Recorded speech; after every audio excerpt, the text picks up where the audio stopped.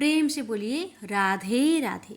आप सभी भक्तों पर राधा रानी और श्री कृष्ण भगवान की कृपा सदा सर्वदा बनी रहे। आज आप सभी श्रवण करेंगे मार्गशीर्ष मास कथा अध्याय 10। एक बार की बात है, वृंदावन में महाउत्सव चल रहा था। महाउत्सव के अवसर पर वृंदावासी अपनी अपनी गाय को नाना अलंकारों से सजाकर उनकी पूजा करने में संलग्न थे। श्रीमती राधिका भी श्री ललिता आदि सखियों के संग श्री राधा कुंड ग्राम की पश्चिमी ओर स्थित मल्याहारी कुंड के तट पर एक वेदी पर विराजित हुई।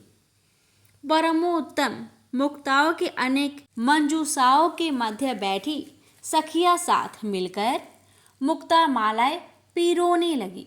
श्री राधिका और सखिया अत्यंत उत्साहित होकर विविध विभूषणों की रचना कर आनंदित हो रही थी।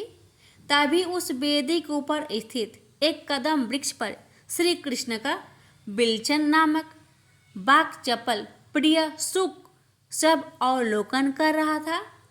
वह उड़कर नंद ग्राम पहुंचा और उसने श्री कृष्ण को श्री राधा की गतिविधियों के विषय में सूचित किया। जब श्री कृष्ण कौतुकवश वहां उपस्थित हुए और उन्होंने सब सखियों को भूषण बनाते देखा, तब वे बोले, हे ललिते, मेरा एक निवेदन है। मुझे अपनी धेनु युगल हंसिनी और हिरणी अति प्रिय है।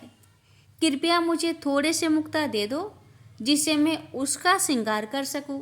ललिता ने अपने वाम नेत्र की कोर से श्री कृष्ण की ओर निहारा और दर्पण पूर्वक ऐसा व्यवहार किया मानो उन्होंने श्री कृष्ण का अनुरोध सुना ही न हो। अन्य सब सखियों ने अर्ध निमीलित नेत्रों से साधना करते मुनियों की भांति अपने नीलोत्पल नयनाचल से श्री कृष्ण की ओर देखते हुए उनकी अवहेलना कर दी और अपनी मुक्ता मालाएं पिरोती रही। यह देखकर श्री श्याम ने कहा, ए अभिनव यौवन, अमूल्य चिंतामणि प्राप्त गर्भ पर्वत स्वरूपिणी गोपियों, क्या तुम्हारे कानों के पास अपने प्रिय मित्र की प्रार्थना सुनने का अवकाश भी नहीं है?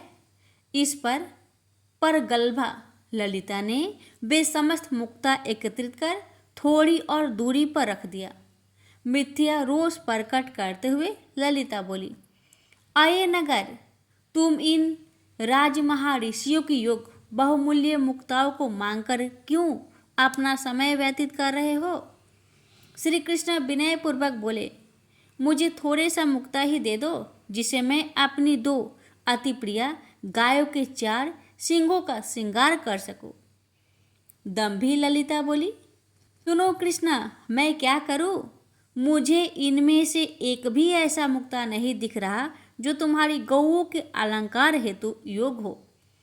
श्री कृष्ण ने ललिता सखी की ओर सरोष नेत्रों से देखा और बोले, आई परम चतुरे ललिते, जरा ठहरो। क्रूर कृपन, मैं अपनी माता ब्रजेश्वरी से मोती लेकर उन्हें खेत में रोपित करूंगा, तब उनमें तुम्हारी कल्पना से भी सहस्त्र गुना अधिक मोती उपजेगी। यहाँ से यह कथनाक नंद ग्राम पहुंचा, जहाँ श्री कृष्ण की मैया यशोदा से मुक्ता लेकर एक विशाल क्षेत्र में रोप दिए। देखते ही देखते एक चमत्कार हुआ और वे मुक्ता अंकुरित हो गए तथा वे शीघ्र ही विकसित होकर प्रचुर मुक्ताओं से लदे बृहत वृक्षों में परिणत हो गए। और अचरज की बात ये थी कि यह मुक्ता कुसुमों से भी अधिक रंग बिरंगे एवं श्री कृष्ण की विलक्षण मुक्ता वाटिका का श्रवण कर गोपियों ने भी इस आशा में अपना प्रत्येक मुक्ता रोपित कर दिए कि उन्हें श्री कृष्ण से दुगना मुक्ता प्राप्त होंगे। किंतु वे अत्यंत तो उत्साहित हो गई क्योंकि उनसे केवल हिंस लताएं ही निकली, जबकि श्री कृष्ण की वाटिका में इतने मुक्ता निकले कि उन्होंने ब्रज के समस्त वत्सों, वृषों, गौओं, भेड़ बकरियों को अलंकृत किया। यहाँ तक कि वृंदावन में वास करने वाले प्रत्येक बंदर को भी मुक्ता मालाएं मिली। मंडल का समस्त क्षेत्र सुंदर मुक्ता अलंकारों से मंडित हो गया। किंतु सखियों की देह को एक मोती भी सज्जित नहीं कर रहा था। लाजवश वे ना तो किसी से मिलती थी और ना ही किसी से बात करती थी।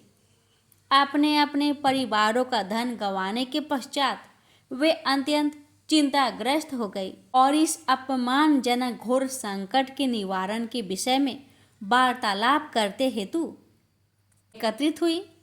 इस विकट परिस्थिति के कारण सखियों को अपने खोए हुए आभूषणों की क्षतिपूर्ति करने के लिए श्री कृष्ण से कुछ मुक्ता खरीदने के लिए विवश होना पड़ा।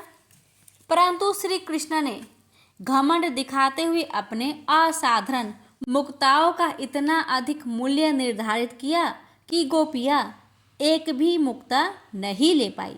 यह देखते हुए कि श्री कृष्ण टस से मस नहीं हो रहे थे, गोपियाँ हताश होकर श्री राधा रानी के संग श्री राधा कुंड चली गई। कुछ समय पश्चात श्री कृष्ण का हृदय पसीजा और उन्होंने अपनी परम प्रिय प्रेयसियों से प्रेम विनिमय करने का निर्णय लिया। परमानंद पूर्ण होकर श्री कृष्ण ने अपने परमोत्तम मौकित संचय किए और अपने कर पल्लवों से उन्हें पिरोकर नाना आभरण रचे। उन्होंने प्रथम मुक्तामाला एक स्वर्ण संपुट में रखी और ऊपर राधा नाम की मुद्रा चिन्हित की। तत्पश्चात श्री कृष्ण ने उसे एक शुभ्र रेशमी वस्त्र से आवृत किया। इस प्रकार श्री कृष्ण ने ललिता, विशाखा तथा समस्त सखी मंडली के लिए पृथक पृथक मंजूषाएं तैयार की और उन सब पर उन सखियों के नाम मुद्राएं चिन्हित की। तब श्री कृष्ण ने वे मुक्ताहार श्री राधा एवं उनकी सखियों को भेजे, जो उन्हें पाकर अत्यंत हर्षित हुई। प्रत्येक गोपी ने अपनी मंजूषा खोली और अपने अंग प्रत्यंग को उन मुक्ताभूषणों से अलंकृत किया। तदुपरांत वे गोपियाँ अपने अपने भवन की ओर लौट गई, जहाँ उनके गुरुजन अपने सुंदर मुक्ताभरण देखकर अति प्रसन्न हुए। यह मधुर समापन तथा यह अद्भुत लीला श्रील रघुनाथ दास गोस्वामी पादकृत मुक्ता चरित्र नामक ग्रंथ से उद्गृत है। प्रेम से बोलिए राधे राधे।